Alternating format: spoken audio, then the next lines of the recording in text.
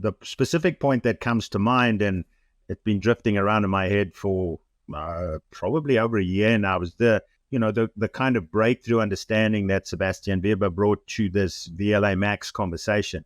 And I've always wanted to just ask you, when that conversation started becoming highly relevant, what was your first, when did you first learn about that, and what would your brief summary be to a complete beginner coach of long course athletes in that regard? Yeah, that's a very hot topic. That's maybe even, you could say, controversial. Not quite controversial, I guess. But so the brief summary of what it is that you have your we're all familiar with VO2 max, generally speaking. That's your maximum aerobic capacity. How much oxygen can your body process to create metabolic energy? And similarly to that, you have your VLa Max, which is your maximum glycolytic capacity. So through the glycolytic energy system, how much energy can you create? How much energy flux can you create? So this can be this is hard to measure.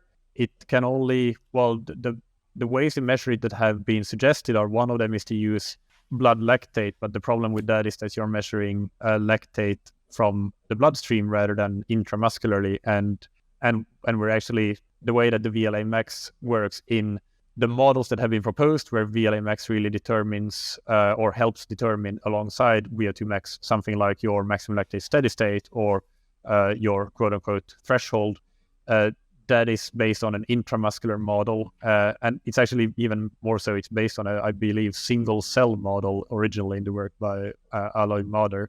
So anyway, VLa Max has recently been popular because of the interest in establishing a threshold based on the combination of VLa Max and VO2 max. That's one of the aspects, but also the interest in calculating carbohydrate and fat oxidation at different intensities based on these models. I guess for me, the thing that the more I've studied it and read up on it, the more I see that, it's not really been validated at all. They are interesting models, but they are based on single cell physiology, and actually validating. There has been, I think, one study that tried to validate the inside software that uses these concepts, but that was only for, as far as I recall, the VO2 max component of it. It wasn't about the threshold and the fat and carb oxidation rates. So now I'm losing your original question, actually, but maybe I got most of the parts of it. No, you definitely, I kind of want to carry on down that conversation, right? Because I'm furiously making notes here of your definitions versus what your guests and your experts have spoken about that. So I love that answer. It actually covers what we need, right? I started studying exercise science in the 70s, and things have grown exponentially, obviously, since then.